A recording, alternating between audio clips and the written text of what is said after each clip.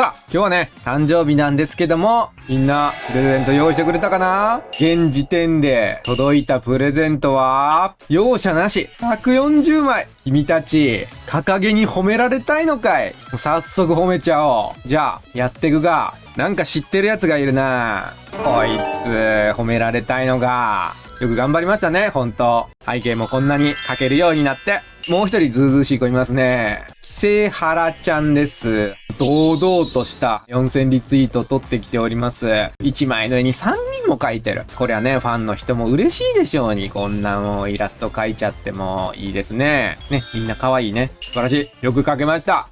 こっから普通に行くわ。ハッピッポン！あら、可愛らしい名前。何このハッピッポンって。よし、次。マリーさん。すごいよね、このイラストね。間違いなく、この日光っていうものはこちらからもう右上から来てるのよね。だけどもよ、この猫が全て受け止めてることによって、これだけのキャラクターに対して影が発生してる。この猫の凄さがわかるよね。あとはわかるな。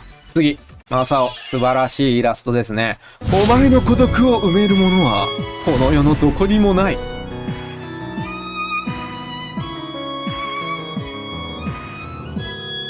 お前の孤独を埋めるものはこの世にはどこにもない。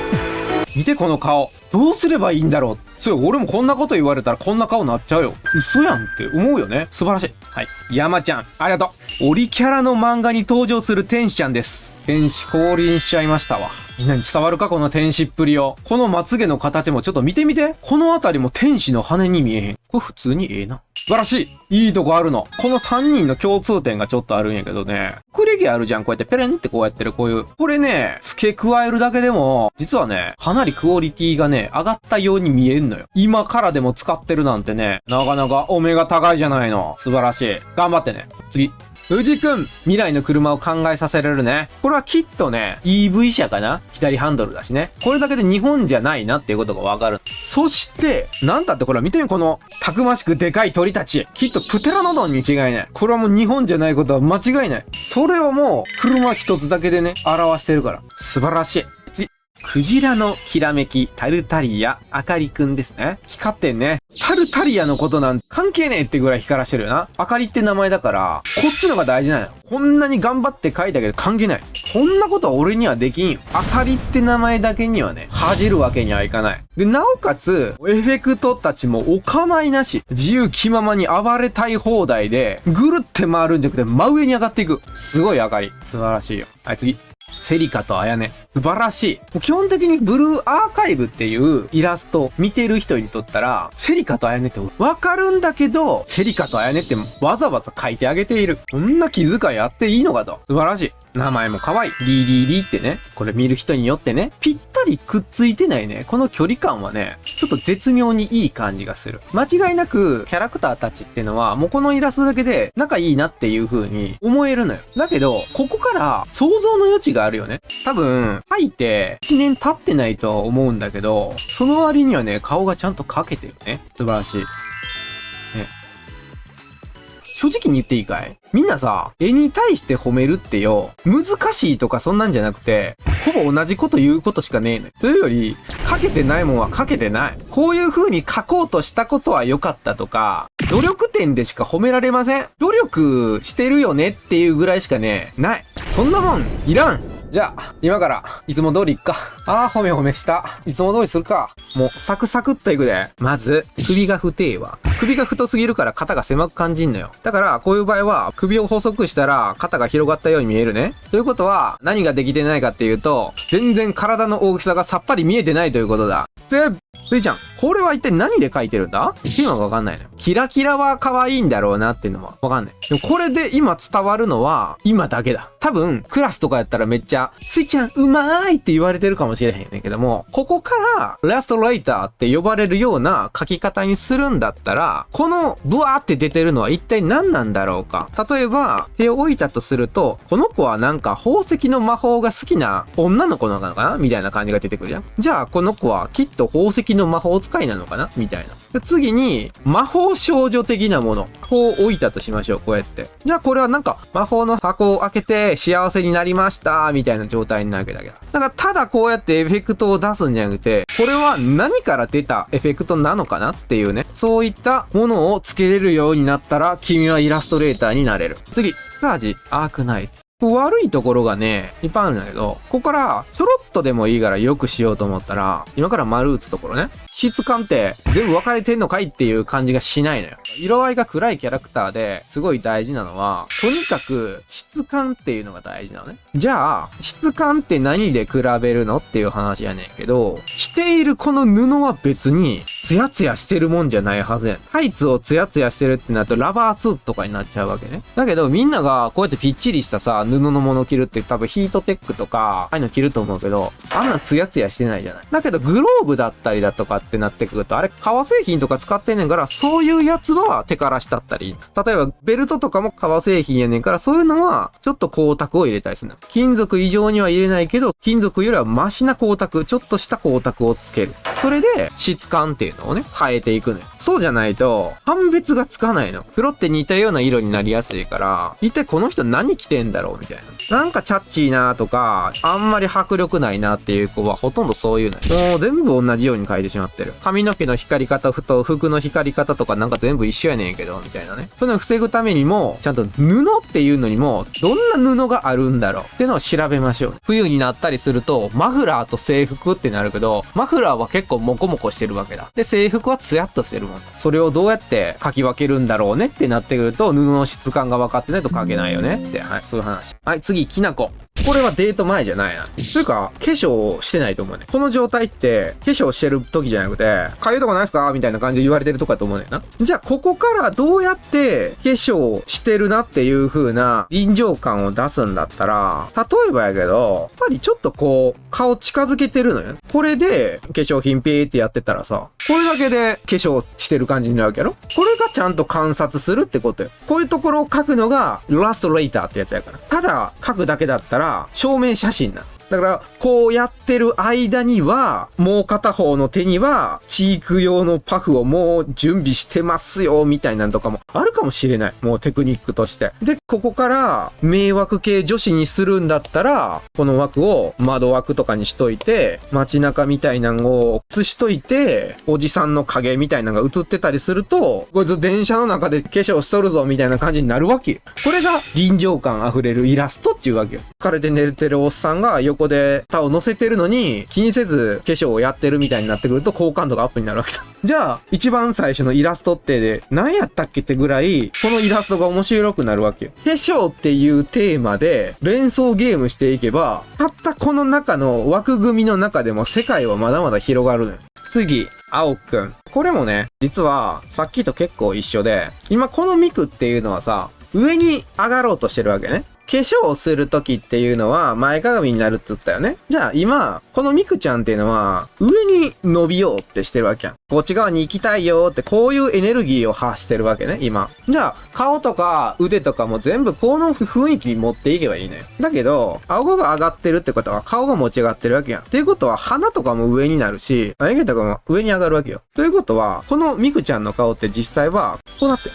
今赤線上げただけで、しっかり顔は上がってるなっていう気分になるやろ、みんな。で、あくまで、こっちに向かっていこうっていう意識が大事なのよ。だから、今、上に向かおうとしてるわけ。だからここからこう伸びたいわけね。だからここで、下手な人は、ただこのまま描くのよ。でも、アニメーターさんだったりだとか、立体感があるなっていう人は、この中心をまださらに上に行こうとしてるって俺言ったよね、こうやって。全部のパーツを気持ちいい、この感覚にすんねん。だから眉毛とかもちょっとこう、真ん中に寄っていってるような目とかすると、さらに顔が上がっていってるように見えるのよ。ただまっすぐ引くんじゃなくて、こうちょっとこう盛り上がったように描くと、顔が上に上がってるように見える。勢いある絵っていうのは、ほんとそういうのよ。上にもっと伸びたいんですってなったら、ここからまた、急な角度をこうやってつけて、また描き直す。でもこれは、ちゃんとこういった基礎の部分ができてないとアレンジもできないからね。しっかりね、肉体の付き方は覚えましょうね。次。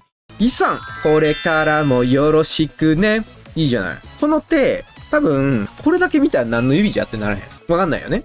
だから、親指の特徴としてすごく大事なのが、まず、他の指より太いということ。で、この回り込みがすごく見えるのよ。この辺りの回り込みが。ここに段差がつけれるために、ここに回り込みがあんのよ。ここがすごい特徴的なやつやな。この辺りをしっかり書いておくことによって、親指っていうのはすぐわかるようになる。で、このミクちゃんも、前面にガーって出たいわけよ。もっと他の人たちに伝えたいってなってくると、今こうやって輪郭を取った上で、さらに、こうちょっと魚眼っぽく、こういうのを意識して、少しこの顔のパーツとかを変えてみると、もっと前に出たように感じる。で、これだったら、そのまま下に持ってきて、この波の隙間を見せて欲しかったなーって思うかな。これでさ、ちゃんとキャラクターと、で、波の形がさ、うまくキャラクターを囲ってくれててさ、空間ができたでしょ。これだとなんかこの辺見るだけになっちゃうでしょ。だけどこう移動することによって、この動きが見えるわけよ。これぐるっと。こういうこと。はい、次、竹マン。そうやね。これも視線誘導の話なのよ。この体格を見せたいんじゃなくて、竹マンが見せたいところっていうのは、この髪の毛の流れなのよ。一番最初縦の時にさ、顔を見て、こっちを見たんじゃなくて、顔を見て髪の毛の流れを見に行ったと思うのよ。だから、見てる視線のメインっていうのは、この髪の毛がメインになってんのよ。で、なおかつ、この腹っぱとかもさ、使いやすいやんか。やっぱこの風を感じさせたいわけやん。帽子の話とかもあったから、ここで帽子とかもね、飛ばせたりもするしね。以上。次。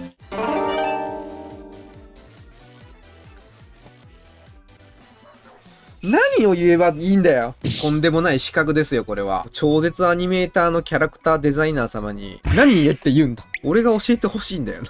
ちょっとこうしよう。今、この感じだったりすると、構図の取り方があんまりイラストっぽくなくて、例えばやねんけど、今ここに枠を入れましょう。で、この辺りにさ、吹き出しみたいなの入れちゃうと、見覚えが悪くない？なんか漫画っぽくない？だから今ここの状態で言うと、だいぶ空とかの絵とかを描いてるんだけど、あんまり広がりが見当たらへんのよね。だから、これをもっとイラスト化するってなると、俺だったら、こういう感じにすると、イラストになるでしょ？で、ここでちょっと漫画らしくするんだったら、ここにちょっとちっちゃいこなたの妄想みたいな感じで、ギャグっぽくもできるよね。ポワンポワンポワンみたいな感じ。貧乳はステータスだみたいな感じで、こんな感じでもできるよねっていう。ちょっとコマで区切っちゃうところがあって、世界観が狭くなっちゃうなーっていうイメージがあるな。これでなんとかメンツは保てたかな。ごいなしくんね。はいよ。みんなここやっぱ難しい？ここが難しいんやろな、みんなね。ここの考え方が。まずもう貧乳書くときやねんけどみんなね、無情にもここを膨らまそうとしない。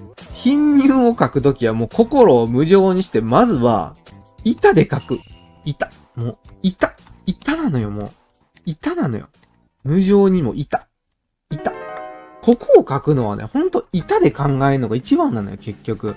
頭にもう、こう、まな板、胸のまな板みたいなの作んのよ。胸骨から下。ここからはもう、板と考えた方がいいね、絶対ここ。肩周りがあるやん。肩周りの板があって、てかまあ厚みがある。この板の厚みがあって、ここからもうパツーンとこう切る。で、ここでもう考えとくのよ。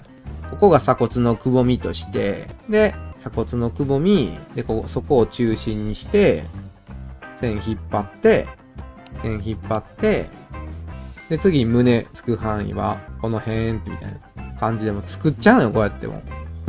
こう作っちゃうのよ。もう、こういう感じでね。こういう感じで作っちゃって、もうこれを頭にしっかり入れて、ここに貼り付けるイメージをもう、はいーってこうよ。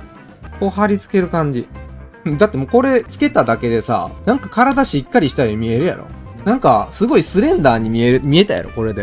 でここで、これ貼り付けて、ここで区切る。まずここで区切る。で、さすがにまっすぐじゃないから、ここでちょっと丸みをつけるのよ、こうやって。腹筋をつけてあげる、こうやって。ちょっと腹筋をつけてあげる。で、ここ厚みやろ？で、ほら。はい。ほら。これでできたじゃん。で、貧乳の人は、急にここ膨らませようとするから、なんか、これ、胸っていうよりかはさ、なんかもう、変に膨らんでるやん。バーンってこう。なんか入ってんのかな？だから肩幅もでかくなってもうてんのよ、これ。肩幅でかくなってんのよ。実際この子の胸なんてこれぐらいしかないのよ。佐々木の胸はこんなにないわけよ、実際。胸ってのは後からつくもんやから、まずは、スレンダーな体があって、で、そこから大きくなってん。だからね、なんか、上手い人たちのさ、胸ってさ、横からしてもさ、なんか整合性保ってんのっていうのは、よくソーシャルゲームのキャラクターでさ、こういう向きしてるけどさ、もうすっげえ胸でけえキャラとかいるやん。バーンってこう、なんか、横向きとかで、こういうキャラクターいてたりするやん。巨乳エルフみたいな感じの、こういうキャラクターいてたりするやんか。スレンダーなのに胸がめちゃくちゃでかくて、みたいな。これっていうのは、まず、細いスレンダーな肉体を描いてから、ポンってでかくしてるからいくらでもでかくできんのよ。まず軸があるからできんのよ。だから、細い体のパーツに、でけえ胸つけてるだけの話なのよ。こうやって。オプションパーツなのよ。胸はディーラーオプション。まずシャーシがあるわけ、シャーシが。シャーシがあって、で、ディーラーオプションでつけれるから、胸ってのはね。だからみんなディーラーオプションで一気につけすぎなのよ。で、そのディーラーオプションに合わせて車体を選んでるからおかしくなるのよ。だから、みんながやってるのって、まずめちゃくちゃある荷物を、この荷物入るやつって、どの車やと言ってやったら、自分の本当に乗りたい車はアルトとかやのに、なんか、ステップワゴンとか、アルファードになってるね。荷物の量がでかすぎるから。じゃなくて、そうじゃないのよ。っていうのは、まずに車体があって、お胸はボンネットや、ボンネットは変えられへん。じゃあ、お胸はディーラーオプションやって言ってるんだから。お胸は後から変えれるやつやね。タイヤとかや。胸はタイヤよ、タイヤ。まずみんなが乗りたいのはスポーツカーに乗りたいわけや。スポーツカーに乗りたいのスポーツカーってのシュッとされたデザインになってるやろ。だけども、でけえ胸が欲しいんだ。でけえ尻が欲しいんだ。でけえ太ももが欲しいんだってなってくるわけ。みんなが乗りたいのはスポーツカーなの。でも、そのスポーツカーに、スポーツカーだったらそんな不要なパーツいらないじゃんって言ったら、スレンダーになってくけど、でけえ胸にしたいだろうね。だから、胸は、オプション。これを覚えてください。よろしくね。